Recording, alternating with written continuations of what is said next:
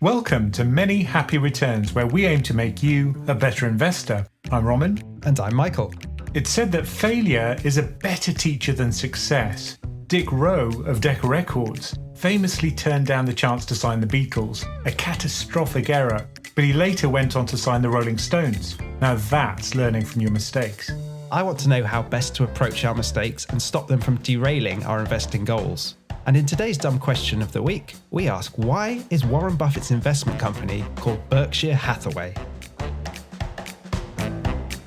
Okay, let's get into it. Investing is an area with so much complexity and uncertainty that it's inevitable that we're going to make countless mistakes. And Roman, between you and I, we've probably made them all, haven't we? Yes! And I'm not embarrassed about it. I think of them as a badge of honour and a way to learn. So I really value my mistakes. I think they're very useful. And fantastic podcast material. Absolutely. Because people don't want to hear about successful people. They want to hear about people who've screwed up, perhaps worse than they have. But look, I think one way to do this, to avoid making really big mistakes, is to start off with the right goals. I think a lot of people get into investing with the wrong goals in mind. Probably the most important thing is to try to set a goal which is achievable. Now, some people think that, they hear a story about the stock market and one of their friends has got rich, or maybe they bought crypto and made lots of money, life-changing money, and they want to emulate that huge return. Well, the chances are that that's not going to work. So I think if that's your goal, then investing is not for you. I always think it's a mistake to set your goal in monetary terms, really. Like, the goal is not to accumulate rapidly a massive pile of money. Nice as that would be, right? That's not the goal. The goal is to live the life you want to live and therefore work backwards and how much money do I need and at what point in my life. And although it sounds a bit touchy-feely, I agree. I think you really should make a list of the things that make you happy and then think, well, what could I do to achieve a life where I can have more of that? And for some people, it might be money. But for other people, it's going to be things like family, friends, spending time doing activities which you really enjoy. There could be lots of different things. And a lot of them don't have any kind of monetary value. It's just having the time to do them. Because I was thinking ahead of this episode, what is my real goal? Like, really, I should have decided this a decade ago, right before I started. But I think I'm optimizing for freedom and optionality and time, those three things. And money is a great way to do that, right? So I've been able to step away from work for a little while to look after my daughter and things like that. But that isn't to confuse the goal with just getting cash, right? Yeah, I think that's important. And look, if you've got kids, your goals change very rapidly, as you now know. Yeah. So, they make you realize what your goals actually are and what is really sweet in life. Once you have those goals, you can then start to work back from them. And your goals may change over time. It's very likely they will.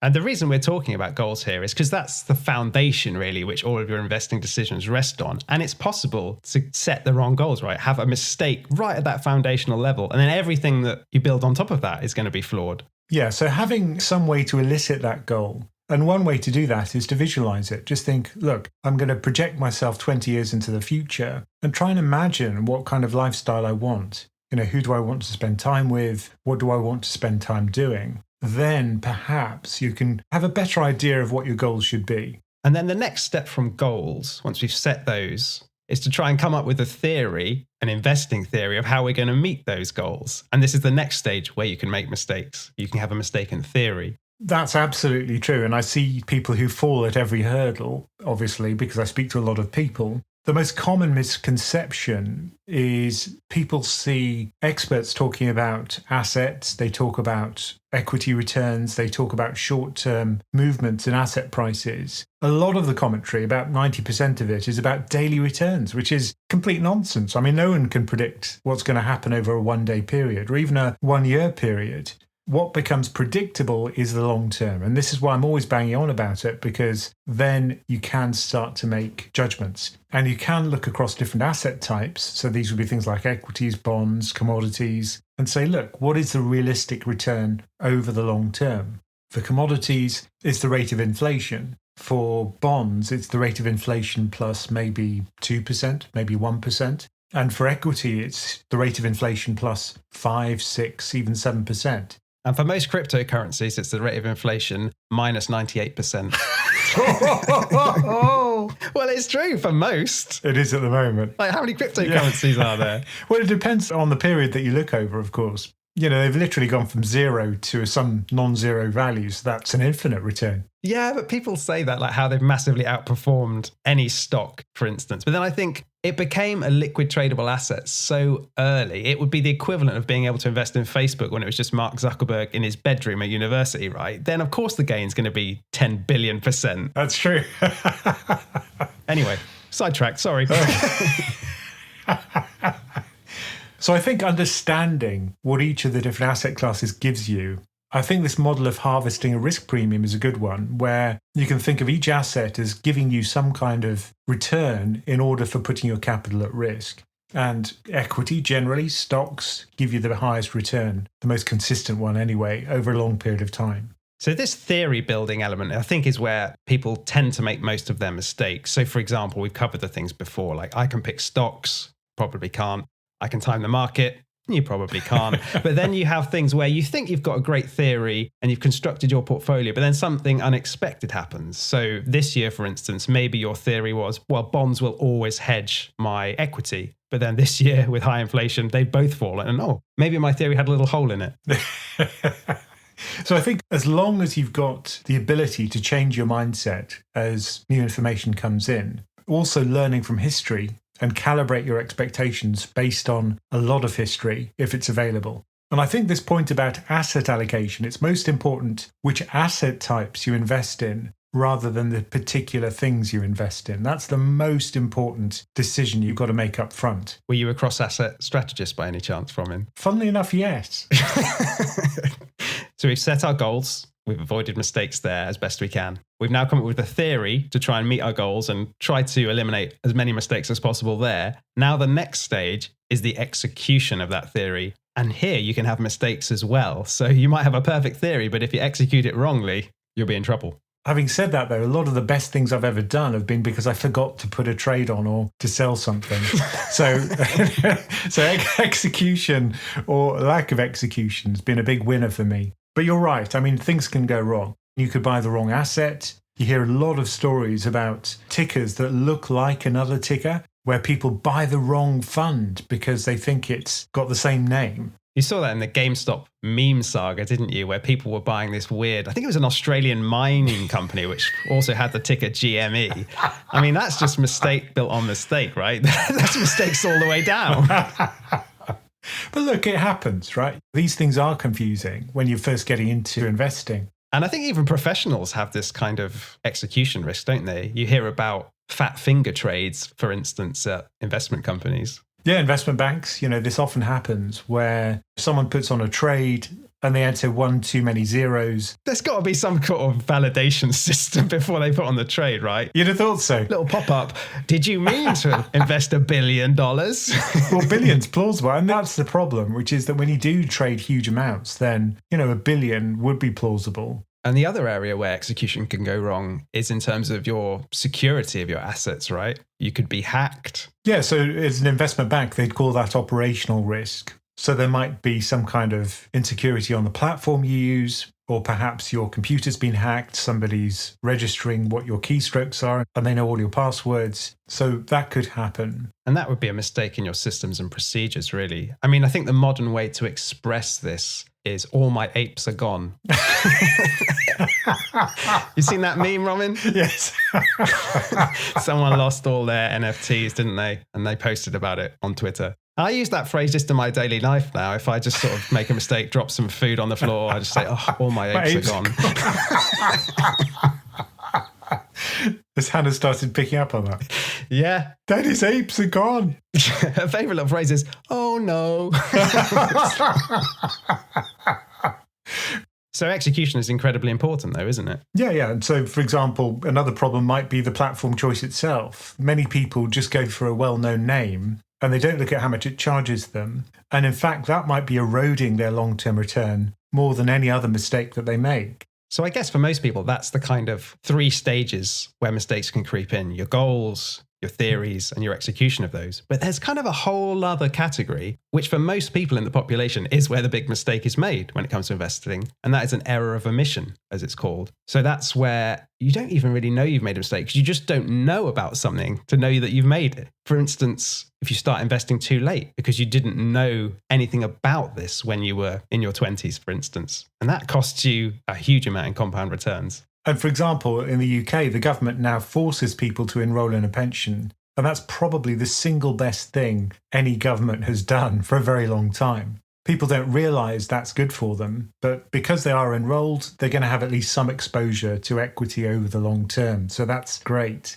But I speak to many people who tragically have left it very late. There's only so much you can do if that's the case, because time and compounding are the two most powerful forces in investment. I've said it before, Roman, you can't fatten the pig on market day. No. Feed that pig throughout your life.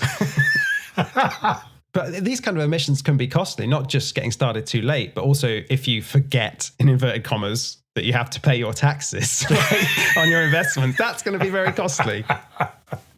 And other things which are probably a mistake, and this would fall into the execution category, would be investing when you're in a kind of heightened emotional state. If you're upset, if you're angry, or if you're not in a calm, dispassionate set of mind, or, kind of in a fury of FOMO, whatever, because you can see what other people have achieved and you try to jump onto the bandwagon. And I think to some extent, this emotional state thing could drive you to make bad decisions. Yeah, and it can go right to the top of the tree in a way. It can lead you to setting the wrong goals. So I think I saw some of this during that meme stock frenzy in 2020, where a lot of people's goals sort of became, I want to stick it to the hedge funds that are shorting their meme stocks and Wall Street, and I'm going to take a huge amount of risk on the long side of these meme stocks. And it obviously blew up in their face. But their goal seemed to not be anything to do with their personal situation or even accumulating money. It was picking a fight.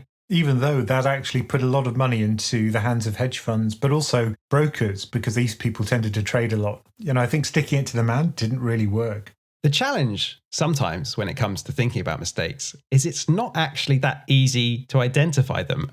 It's really tempting to confuse bad outcomes with a mistake, but that's not always the case, is it? No, I think there's a brilliant book by Annie Duke called Thinking in Bets. So Annie Duke's a fantastic professional poker player. Oh yeah, world-class professional poker player. So she has to think in probabilistic terms. And unlike chess, poker also involves an element of chance. So you could have the best hand in the world, but you could still lose.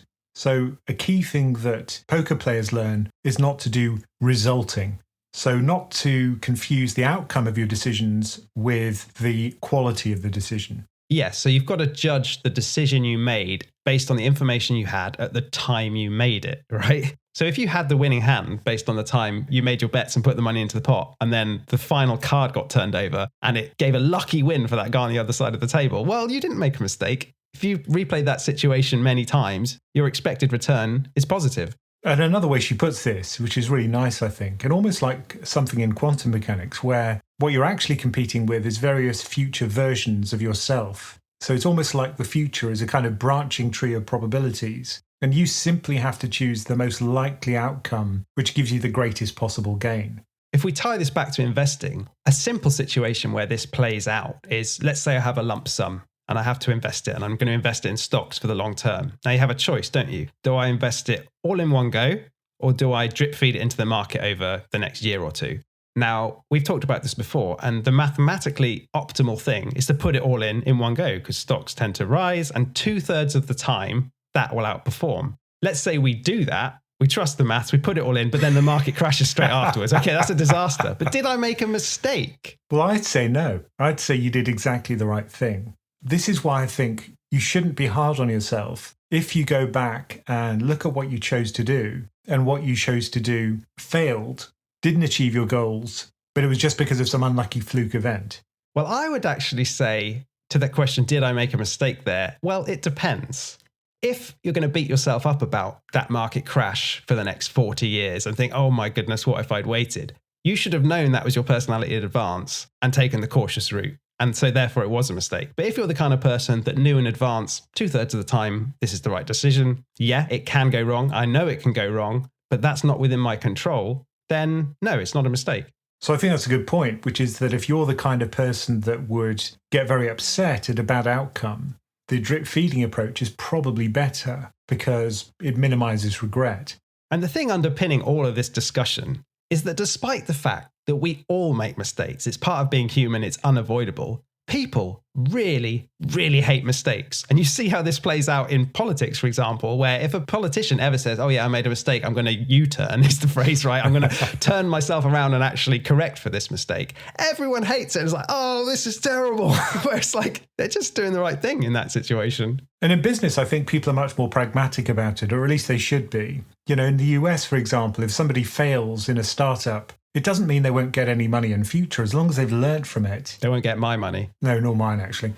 but that's a difference, I think, between Europe and the US. Generally, the culture is much less forgiving of mistakes. And I think if you are in business, then what you learn is that a pivot, a good pivot, where you move from your initial business goals to something which is slightly different based on what people actually want, that's actually a positive thing. Yeah, it's true. I mean, when you're setting your goals in business, for instance, it's almost impossible to get that right at the start before you've actually delivered some kind of product to the market. Because I remember when I first started PensionCraft, there was literally nobody in the website. So I launched the thing. I thought, oh, it's not a problem. People will just come to it, you know? But there was absolutely no one. I was just sitting there waiting for people to log into this website, expecting people to throng into the membership. But of course, it didn't happen. So then I spoke to some people and I learnt that you have to actually market your stuff by giving away like 99% of it free, which sounded crazy, but that pivot alone essentially has created my business. It's made you the man you are today. Whatever that means.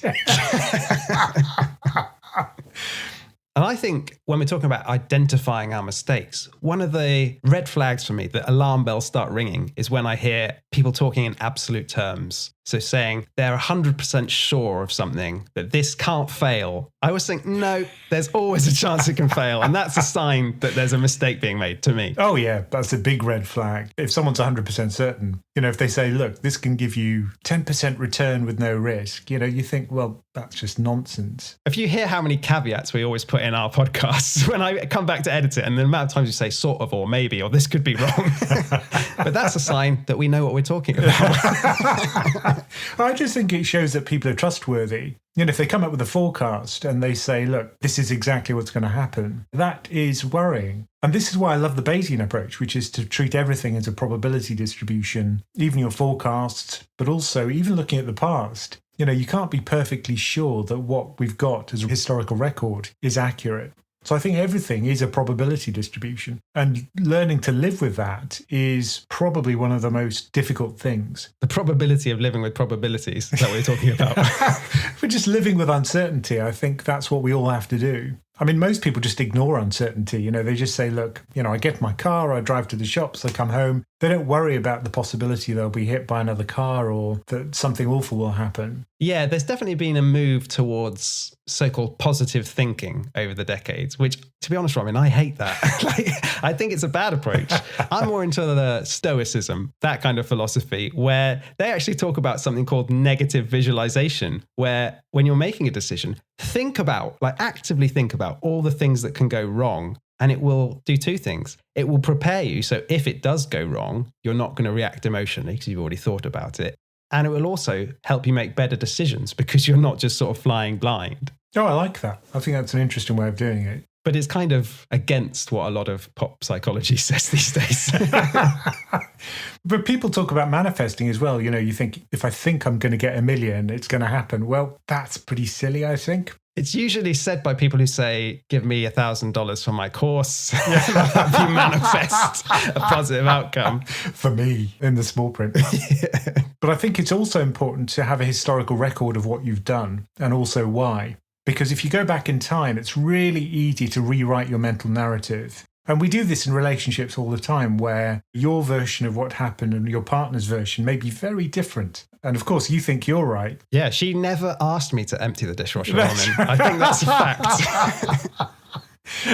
So if you want to fix that with investing, it's very easy. Just keep an investment journal. And it doesn't have to be fancy. You just write down what you did and why. At the time you did it. At the time you did it, not afterwards. And if you go back and read it, it is pretty shocking. When you read what you used to think. And of course, with the benefit of hindsight, it's really obvious what the mistakes in thinking were. And the other thing is just seek out opposing views to your own. Don't live in your own bubble and just listen to people who agree with you. So Julia Galef, I'm a big fan of her book, The Scout Mindset. She describes the distinction between the soldier mindset, where reasoning is kind of combat, where you have to convince other people, being wrong is seen as a defeat, and you seek evidence to confirm your beliefs. She contrasts that with a scout mindset. Now, a scout's job is to make a map of the world, which is as accurate as possible. So reasoning is described as map making, and being wrong means simply updating your map and correcting it. And you actually seek out evidence to improve your map and to contradict your beliefs. So I love that description. And that's the way to identify your mistakes in retrospect and help you avoid making the same mistake over and over again. So there are various ways you can kind of use the scout mindset to challenge your own views. For example, when you're listening to somebody's viewpoint, do you judge opposition views more harshly? That's interesting, because I've often heard it said that we judge ourselves by our intentions, but we judge others by their behavior and their actions, which I think is true. But I think that might be a good way of trying to root out what it is actually that you believe. Just look at your reaction to other people's opinions. Or another way to approach this is to put yourself into the mindset of your opposition. Do you understand the argument well enough that you could explain it to someone else as if that was your view? Oh, interesting. Yeah. So I would have to make the maximalist case for Bitcoin, for instance. Yeah, that would be fun. Or what if all of your allies, all of your friends suddenly changed their mind? Would you still stick with your view? Oh, interesting. If you came to me next week and said, stocks are terrible for the long term, sell everything, would I actually sell everything? That's a good point. I don't know, actually. I would definitely listen to it and think, what's Roman on about now? Has he gone mental or has he come across some new information? Well, if it was me, it would be new evidence. But that's the way I'd always approach it, which is to see what the evidence is and then see whether I think it's kind of credible. But I think these different ways of testing your beliefs are very important. And in a sense, you're a kind of curator of beliefs. You shouldn't stick with any dogma. The belief is not you. That's the most important thing. The belief is just a collection of things which you're constantly updating throughout the course of your life. I feel like we're getting into some sort of heavy Buddha stuff here or something. We're really doling out the wisdom today, Roman. I think all of these are general principles which apply in all avenues of life. I think these are great ways of identifying your mistakes. But as we said earlier, we will make mistakes, some small and minor, but some big. And part of being human is learning to live with those mistakes. So how would you go about that? Well, I think, first of all, understanding that you will make mistakes is important. A lot of us, particularly if we're young, we enter the world and we think we're going to do everything right. Our parents were idiots. But it doesn't take long until you realize that actually it's always difficult to make very good decisions continually. Yeah, definitely. And I think if you can, the way to see mistakes is to reframe them as a learning opportunity. Cheesy as that sounds, it is the right approach. And to think, how can I learn from this to become a better investor or just a better person? Because maybe that mistake isn't recoverable in investing terms. It's gone to zero. But you think, that's taught me something about how I react to adversity, which I can now apply in my life. But it's funny, my mum always used to say that when you're young, you don't make mistakes, you learn. But as you get older, it does become a mistake. And I do hear some pretty tragic stories about people who've made some really awful decisions and they're not recoverable. It's a very difficult conversation. You have to also appreciate that you can't turn it around sometimes. You just have to make the best of it. I think definitely when you're young, you can afford to make more mistakes, can't you, in investing? But as you approach retirement, if you make a big mistake, it can have catastrophic consequences. And then it becomes a question of appreciating what you do have. Yeah. Not just focusing on what you've lost and that potential life you've lost. Like, for example, if you imagine you made an offer of $54.20 per share for this company, which looked really good at the time you made it. And then you thought, oh man, the market's fallen. I really want to get out of this company. Do I really have to buy it? But then you're sort of roped in, but you've spent months just slagging off this company, saying it's a giant fraud. But then you're forced to complete and it's a catastrophic mistake. You've spent tens of billions on this. Just what would you do, Roman? What would you do? I'd get the lawyers in. I'd charge $20 for a blue tick. Anyway. It's come down to $8 now. That's it. Okay. I mean, I think the thing with catastrophic mistakes is that any advice you give to someone in that situation, if they're still in an emotional state, which they probably are, is going to sound patronizing and it's going to sound cheesy because it is things like maintaining perspective, be grateful for what you have. And these things like are true, but maybe they have to kind of realize them on their own. Because I think what's interesting about Stoicism, it's more of a reframing of exactly the same events in life as other people experience, isn't it? Yeah, I mean, to me, the heart of the Stoic approach is to focus on what you can change and don't worry about the things that you can't. So sort of by definition, the past and the decisions that you made, the mistakes that you made, they are things you can't change, right? Yeah. Like there's no point rationally focusing on them. It's harder said than done, obviously, when you've made some sort of terrible mistake, but it is the way forward. And I often speak to people and they show me the portfolio and they know what I'm going to say. They know what I'm going to say. They just want to hear me say it. Yeah. And the question is always, what should I do? Should I just start from scratch or should I keep the stuff I've got because it's gone down in value? And it's not an easy decision. Never is. And I think this brings us on to how to learn from your mistakes, because we've talked about living with them, but the key now is learning from them, right? And there's a great quote from Annie Duke to do with this. If you look at the reasons given for accidents on insurance claims, you have these real gems like, I collided with a stationary truck coming the other way. That's 2022 in markets. The guy was all over the road. I had to swerve a number of times before I hit him. Right, yeah. So to me, I take that to mean the first step in learning from your mistakes is to acknowledge them honestly and take responsibility. In investing, for instance, maybe you were wrong. Maybe it wasn't the market that was wrong, because you often hear people say, oh, I got it right. It's just the market was crazy. Or again, if you've taken financial advice, you can easily blame that person for giving you the advice which led to making a loss. Not us, because we don't offer financial advice. Oops. But I'm glad I don't have to, because I think that's the natural relationship between the advisor and the person who's advised, which is if they succeed, they'll never give you the credit. But if they fail, they'll probably blame you. It's just human nature to do that. Yeah. I mean, there does need to be a statutory duty on advisors because they're kind of there to provide professional guidance where someone is sort of admitting, I don't know the answer. So there has to be some kind of guardrails. But yeah, you've got to take responsibility as well. But I think explaining exactly what it is you're providing is really important there and saying, look, I don't have all the answers. I can't guarantee a good outcome. All I can do is produce something, a portfolio, which will give you pretty good returns over the long term. I think that's the most that they can offer. But saying that, this is going to give you great returns and it's going to beat the market consistently, all these kind of promises, I think that's where the real issues are. I think sometimes we will see it ourselves. People might know that we've been investing for a while and maybe we know what we're doing. And they'll come to us, parents, friends, whatever, and say, oh, well, what should I do? And then my approach is always, well, one, listen to the podcast. But two, I'm not going to sort of say anything specific. I'm going to say, well, what are your goals? And then read these different things about building a portfolio that might work for you. Because if you just give someone an answer and say, buy this, this, and this, and hold it forever, if they don't know why they're doing that, when it's down 30% in a bear market, they're going to sell it and they're going to be angry with you. Oh, that explains a lot, actually.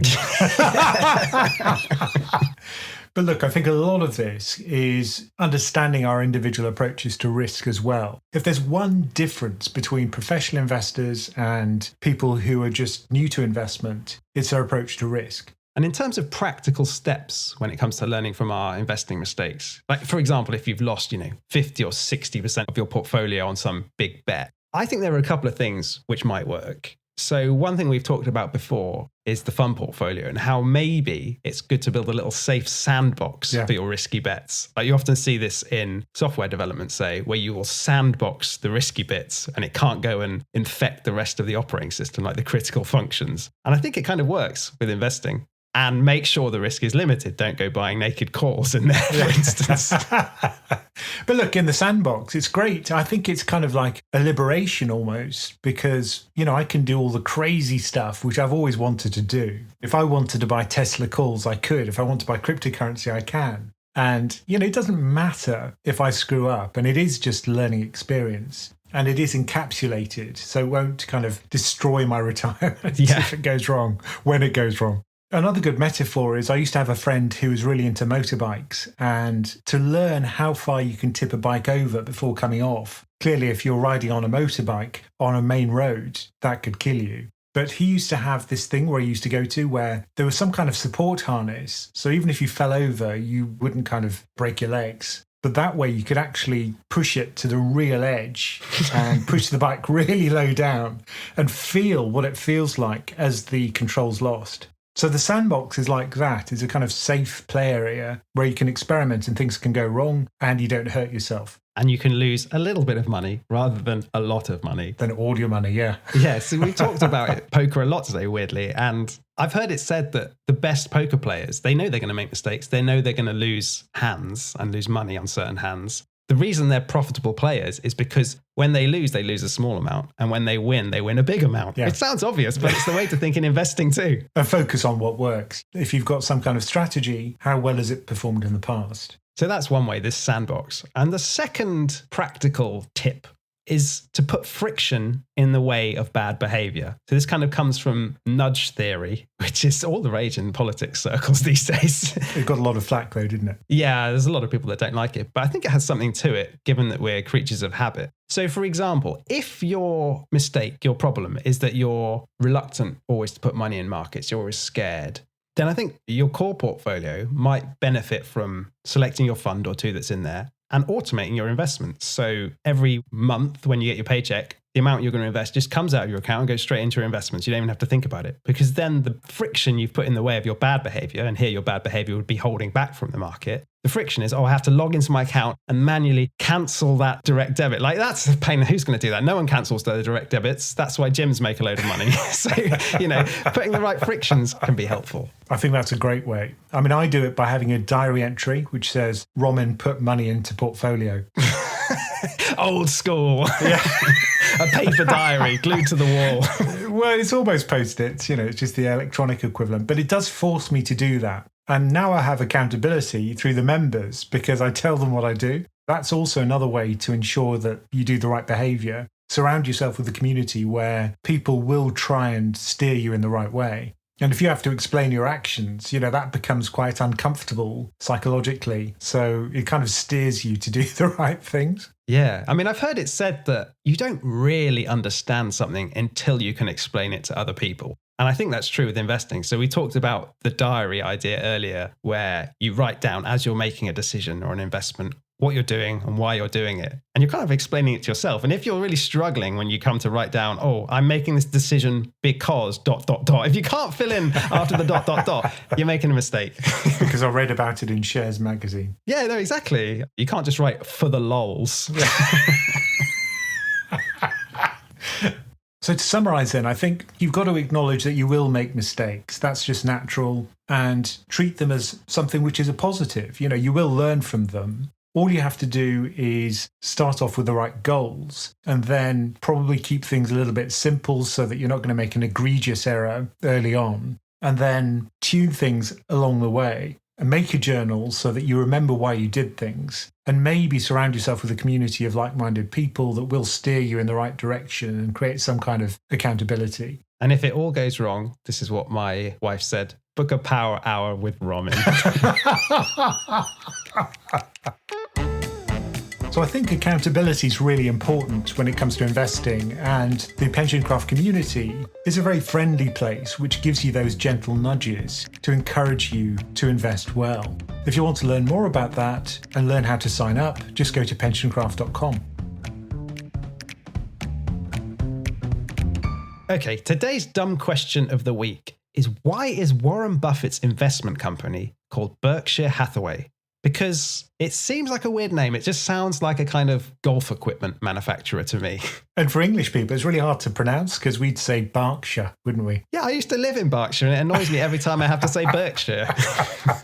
No, I just love this story. This is from his 2014 letter to shareholders where he lays out the whole story, and it's so funny. Yeah, I mean, it's basically admitting a huge, huge mistake is what's behind this name. So when he started out, he had a company called Buffett Partnership Limited, BPL. Well, that makes a lot more sense as a name, doesn't it? Well, that would be great. If only he'd stuck with that. So Berkshire was a northern textile manufacturer in the textile industry, which was essentially shutting down at the time. Yeah, it was really struggling, wasn't it? So you might think, well, why is Warren Buffett investing in this sort of failing industry? So he bought 7% of the company, and I just love his description of why he did it. He bought his first slug of shares in December 1962. The stock was selling for $7.50, which was a discount per share from the working capital of $10.25. And the book value was $20.20. So the way he describes that is that it's like picking up a discarded cigar butt that had one puff remaining in it.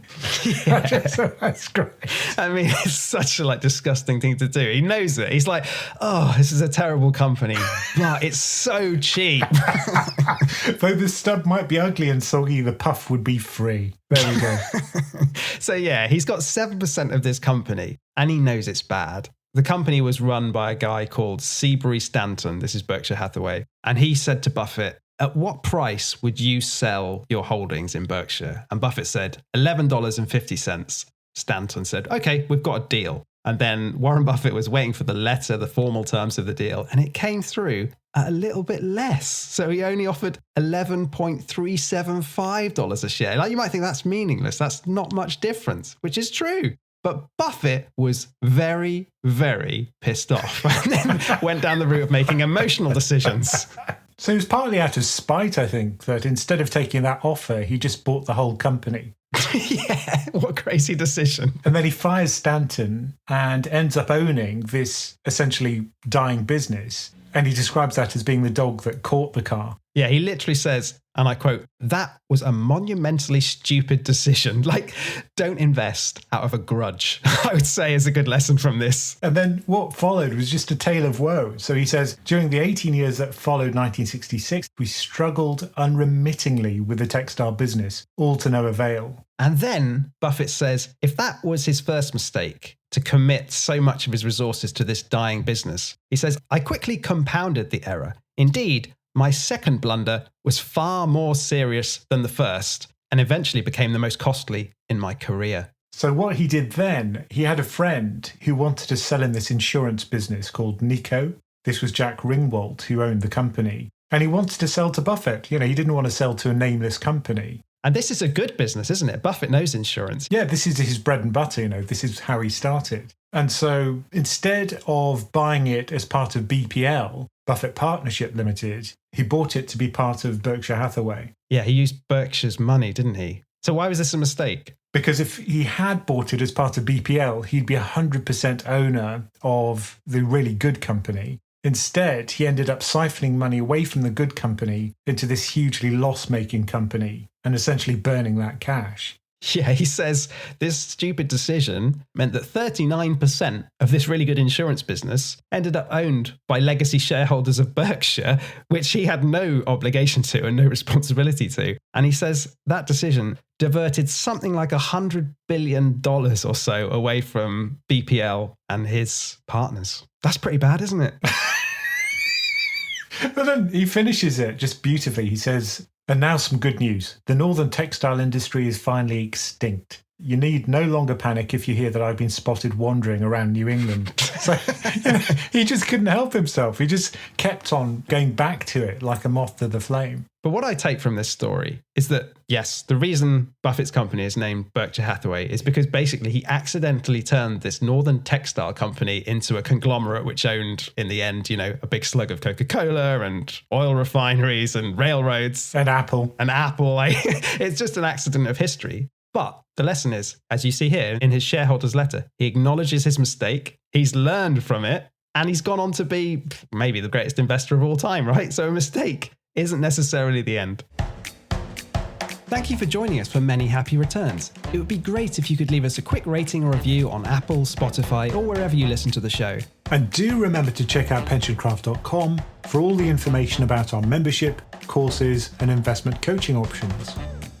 Many Happy Returns is a PensionCraft production, co-hosted and executive produced by Romin Nakiza and Michael Pugh. This podcast is for informational and entertainment purposes and is not financial advice. We do not provide recommendations or endorse any decision to buy, sell, or hold any security. We cannot be held responsible for any actions listeners may take, and investors are encouraged to seek independent financial advice.